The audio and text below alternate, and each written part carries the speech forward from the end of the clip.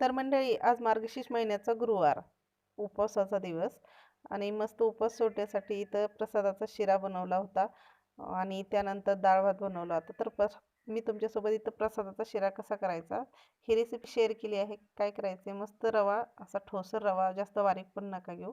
ठोसर रवा मस्त चाळून निवडून घ्यायचा, त्यात काही खडीबिडी आहेत का ते निसून घ्यायचे. कढई गरम करायची, त्यामध्ये हा रवा टाकायचा आणि आधी हलका हलका गरम करून घ्यायचा, थोडासा भाजून घ्यायचा.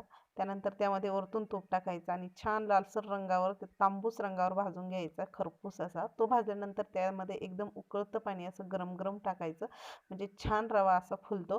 तर इथे 1 वाटीला मी अर्धी वाटी तूप घेतले होते आणि 1 वाटी रवा, तर 1 वाटी साखर घेतलेली आहे. पाणी टाकल्यानंतर व्यवस्थित मिक्स करून घ्यायचे आणि ती साखर टाकून मस्त 5 मिनिटं छान परतून मिक्स करून आपला प्रसादाचा शिरा इथं तयार झाला. इथं मी लक्ष्मीला मस्त नैवेद्य दाखवला आहे, डाळ भात आणि शिऱ्याचा.